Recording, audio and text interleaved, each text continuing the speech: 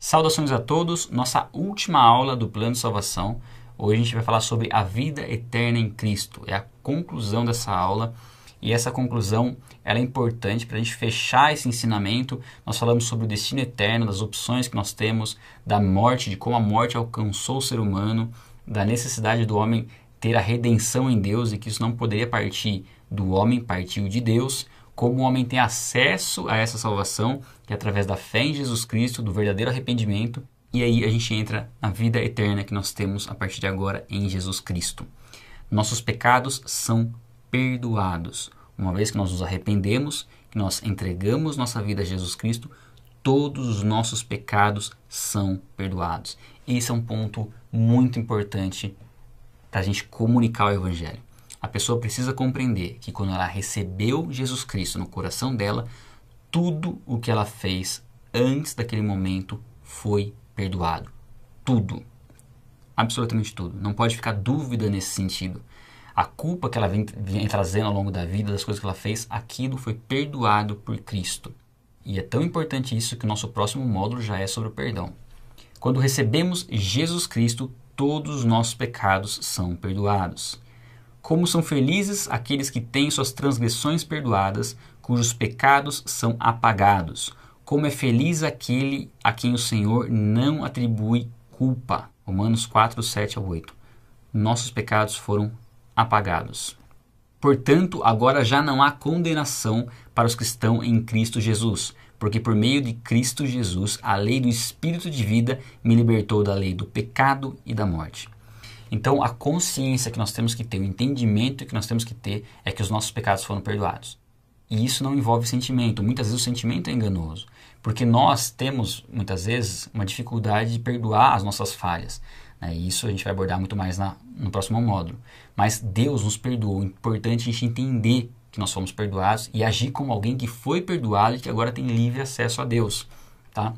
Aqui é importante porque esse versículo mostra que não tem mais condenação sobre nós e mostra que nós somos libertos da lei do pecado e da morte. Existe uma lei estabelecida por Deus que o pecado gera morte. A gente falou bastante sobre isso. E nós somos libertos dessa lei porque nós somos remidos pelo sangue de Cristo. Nós nascemos do Espírito. Essa é uma realidade da nossa vida em Deus. Nós nascemos espiritualmente, nascemos de Deus. E aí a gente fala sobre esse novo nascimento. E assim, se alguém está em Cristo, é nova criatura. As coisas antigas já passaram. Eis que se fizeram novas. Tudo se faz novo em Cristo. O novo nascimento é uma nova realidade. Tudo se faz novo. Absolutamente tudo. A isto respondeu Jesus: em verdade digo que, se alguém não nascer de novo, não pode ver o reino de Deus. Esse é o novo nascimento que Jesus está falando ali para Nicodemos, e ele explica que esse novo nascimento é necessário para ver o reino de Deus. Quem não nascer do Espírito não pode ver o reino de Deus. Quem não entregar a sua vida a Jesus Cristo não pode ver o reino de Deus, não tem a salvação. Deus habita em nós. Essa é uma outra realidade dessa salvação que nós recebemos. Nós somos salvos das trevas, libertos da condenação do inferno e recebemos o privilégio de ser habitação de Deus. Deus passa a habitar dentro de nós na pessoa do Espírito Santo. Isso é muito forte. Somos habitação do Espírito Santo. Vindo, porém, a plenitude do tempo, Deus enviou seu Filho, nascido de mulher, nascido sob a lei, para resgatar os que estavam sob a lei, a fim de que recebêssemos a adoção de filhos. E porque vós sois filhos, enviou Deus ao nosso coração o Espírito de seu Filho, que clama Abba, Pai.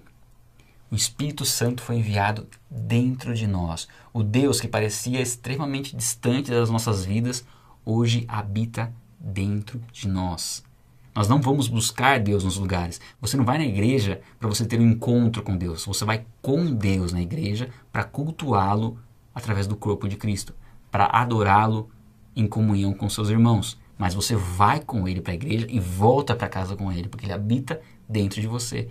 É essa realidade que muda quando uma pessoa entrega a sua vida a Jesus Cristo. Deus passa a habitar dentro dela. E não tem como uma pessoa ser a mesma com Deus habitando dentro dela. Respondeu Jesus: se alguém me ama, guardará a minha palavra, e meu Pai o amará, e viremos para ele e faremos morada nele. É o Deus Todo-Poderoso é Jesus Cristo habitando dentro de nós. Quando nós falamos dessa forma, às vezes pode ficar confuso. Mas é o Deus Pai que está em nós, é o Espírito Santo, é Jesus Cristo. É o Espírito Santo, é a pessoa do Espírito Santo. Mas ele é um, Deus é um. E a gente vai falar sobre isso um pouco mais para frente no treinamento. Mas Deus é um em essência.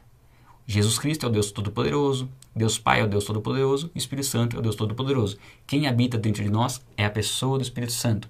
Mas se o Espírito Santo habita em nós, Jesus habita em nós e Deus Pai habita em nós. Acaso não sabem que o corpo de vocês é santuário do Espírito Santo que habita em vocês? Que lhes foi dado por Deus e que vocês não são de si mesmos? Nós não somos mais de nós mesmos, nós entregamos nossa vida a Deus. Nossa vida pertence a Deus. Se o Espírito Santo habita em nós, o corpo é dele. Por isso que as nossas ações e atitudes têm que ser debaixo da vontade de Deus. Por isso que nós temos que buscar, entender e compreender qual é a vontade de Deus para as nossas vidas. Nós sabemos que a vontade dele para nós é boa, agradável e perfeita. E a partir desse momento não são decisões que nós tomamos por conta própria, não. Tudo envolve um propósito, um chamado, e nós somos simplesmente servos de Deus. Nós éramos escravos do pecado, agora somos escravos da justiça. E como escravos da justiça, nós temos que andar em santidade. Isso significa que nós nunca mais iremos pecar? E a Bíblia é bem clara em relação a essa questão. Se afirmarmos que não temos cometido pecado, fazemos de Deus um mentiroso e a sua palavra não está em nós. Esse é um ponto muito importante de nós entendermos e também na comunicação do Evangelho. Porque às vezes o engano das pessoas é achar que a partir do momento que ela entregou a vida a Jesus Cristo, ela não pode mais pecar, porque se ela pecar, ela perde essa salvação. E esse é um engano muito grande. A salvação, nesse momento, já não é uma questão de você pecar ou não, é uma questão de apostasia. É só se você abandonar a fé, você apostatar da fé, você se tornar alguém opositor a Deus. Em qualquer outro caso, a misericórdia de Deus está sobre a sua vida, o Espírito Santo vai nos conduzir ao arrependimento, para que a gente possa ser purificado pelo sangue de Cristo, é o que diz no versículo anterior a esse, na verdade, né? 1 João 1,9. Se confessarmos nossos pecados, Ele é fiel e justo para nos perdoar os pecados e nos purificar de toda injustiça. Então nós temos que confessar nossos pecados a Deus, aí entra o arrependimento, que a gente falou um pouquinho na última aula, a importância do arrependimento, que é uma decisão seguida de uma ação, ou seja, você percebeu que houve o pecado e a sua ação é confessar esse pecado diante de Deus e abandonar o pecado. É claro que muitas vezes você pode cair no mesmo pecado, mas você continua perseverando e lutando contra o pecado. Não significa que se você pecou mais de uma vez, 2, 3 vezes no mesmo pecado, que não tem mais perdão. Não. Não está tendo arrependimento. Muitas vezes está tendo um arrependimento, mas você está sem forças porque você está tentando lutar contra o pecado com a sua própria força. E é em Deus que nós conseguimos a força necessária para ficar longe do pecado. Então, a perseverança sua tem que ser em buscar a Deus, em se arrepender, em orar, caiu, pecou em algo, volta, se arrepende, busca a Deus. Não deixe que o inimigo coloque na sua cabeça que você não tem mais perdão. Que ele traga, às vezes, o pensamento de você, não sou digno de estar com Deus porque eu pequei. Não, se você se arrepender, colocar isso diante de Deus, naquele momento você foi perdoado por Deus. Você pode não se sentir perdoado por Deus naquele momento, mas você tem que saber que você foi e agir como alguém que sabe que foi perdoado. Por mais que você tenha aquele sentimento ali, não, a sua atitude tem que ser de alguém que foi perdoado com Deus e tem que conversar com Deus, continuar com comunhão com Ele. Muitas pessoas às vezes ficam incomodadas, eu pequei, eu fico meio assim de conversar com Deus. Aí é que você tem que conversar com Deus, para confessar seu pecado e não dar legalidade para o inimigo agir na sua vida. Vocês foram libertos do pecado e tornaram-se escravos da justiça. Eu falei sobre isso. Nós somos escravos da justiça, nós temos que fazer o bem. Ai de nós se não fizermos o bem, nós nascemos para fazer o bem. As boas obras estão aí para que a gente as pratique. E algo que muitas vezes pode acontecer da pessoa pensar assim, eu sou perdoado por Deus, então eu fui salvo, eu posso continuar pecando que não tem problema. Na verdade, se a pessoa continua pecando, pensa que ela pode continuar pecando e está salva, significa que ela não entendeu o que é a salvação, significa que não está havendo arrependimento, e se não há arrependimento, não há perdão. Então esse é um extremo, a pessoa achar que pode pecar à vontade. E tem um outro extremo, que é a pessoa achar que não pode pecar em nada. Se ela pecar alguma coisa, já complicou tudo. Então esses dois extremos nós temos que evitar. Nós vamos falhar todos os dias, temos que reconhecer nossas falhas, pedir perdão a Deus todos os dias para as nossas falhas e continuar caminhando em comunhão com Ele. Porque a graça de Deus se manifestou salvadora a todos os homens. Ela nos ensina a renunciar à impiedade e às paixões mundanas e a viver de maneira sensata, justa e piedosa nesta era presente, enquanto aguardamos a bendita esperança, a gloriosa manifestação do nosso grande Deus e Salvador, Jesus Cristo.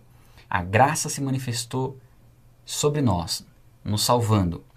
E ela nos ensina algo. Ela nos ensina a renunciar às paixões mundanas, a viver de maneira sensata, justa e piedosa.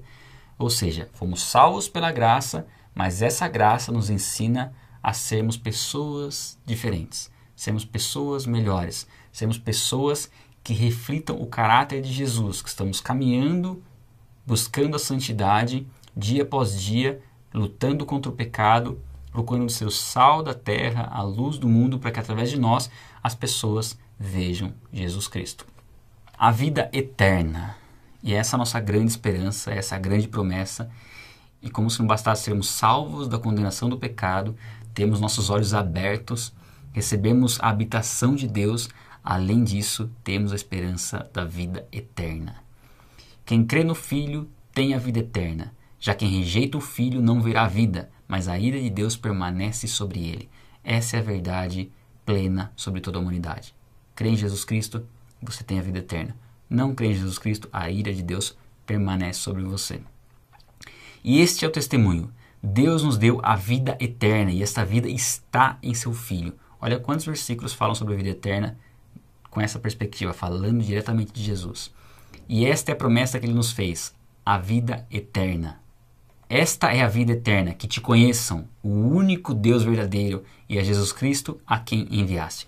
Esse versículo aqui, ele mostra que a vida eterna é conhecer a Deus. Conhecer não é só de ouvir falar, é conhecer, é ter um relacionamento com Deus. Quando a gente vê lá em 2 Tessalonicenses que fala que Deus punirá aqueles que não conhecem a Ele, fala do conhecer nesse sentido, conhecer de relacionamento. Nós temos que conhecer o único e verdadeiro Deus. E a quem Ele enviou? A Jesus Cristo, que sendo Deus, se fez homem. Deus é revelado através de Jesus. Quem não conhecer Jesus Cristo e conhecer com um relacionamento de intimidade, não tem a salvação e não tem a vida eterna. Por isso, quem crê no Filho tem a vida eterna. O que, todavia, se mantém rebelde contra o Filho, não verá a vida, mas sobre ele permanece a ira de Deus. E com esse versículo a gente encerra o plano de salvação. Esse é o último versículo do capítulo 3 de João. Se a gente pegar todo o contexto ali, fala que os homens não vieram para a luz porque as suas obras eram más. Eles decidiram permanecer nas trevas porque não queriam que as suas obras fossem expostas à luz. O homem é mau. O homem só não vem para Jesus Cristo se decidir permanecer no mal. Jesus Cristo revelou o amor de Deus pela humanidade, revelou o Deus bom. Mostrou que não há salvação sem estar nele. Isso está claro para os homens, mas os homens rejeitam. Então nem todos que você vai compartilhar o plano de salvação vão aceitar. Muitas vezes eles vão decidir permanecer com suas obras más nas trevas. Se eles vierem para a luz vai revelar essas obras. E aí eles vão ter que decidir se eles voltam para as trevas com suas obras más ou se eles se submetem a ser purificados por Deus. Ser purificados pelo sangue de Cristo. Essa é a verdade do Evangelho. É claro, é nítido ver isso nas pessoas, é nítido ver a aceitação das pessoas no Evangelho, o que acontece, a transformação que acontece com quem aceita verdadeiramente a Jesus Cristo, com quem entrega a sua vida a Ele. E é evidente também quando nós apresentamos o Evangelho e as pessoas rejeitam e decidem permanecer com as suas práticas e enganos. Nós fomos chamados para pregar o Evangelho. O plano de salvação, é importante a gente ter ele, ter essa sequência. É claro que o Espírito Santo pode te dar uma direção diferente na hora de compartilhar o Evangelho, mas você tendo esses fundamentos, você vai saber responder alguns questionamentos naturais que uma pessoa vai fazer quando ela ouvir falar a respeito de Jesus. Muitos falam, por que eu preciso de salvação? Você é salvo do quê? E a gente tendo todo esse contexto, a gente consegue passar o Evangelho adiante. O meu desafio que eu coloco para você é que você utilize esse material para passar adiante isso. Pegue os slides, tente ensinar uma outra pessoa, vai seguindo esses passos e vai ouvindo os questionamentos para você se capacitar nas respostas, para o Espírito Santo te usar de maneira poderosa para você evangelizar, para você levar o Evangelho adiante. O plano de salvação é o principal tema desse treinamento para você se capacitar nele. Os outros vão vir por acréscimo. Claro que a gente vai encaixando várias coisas. O plano de salvação remete à origem do mal, remete à fé, remete ao perdão, ao amor. E aos poucos a gente vai montando esse quebra-cabeça, vai consolidando essa estrutura para que a gente possa crescer na fé e no conhecimento do nosso Senhor Jesus Cristo. Até a próxima aula.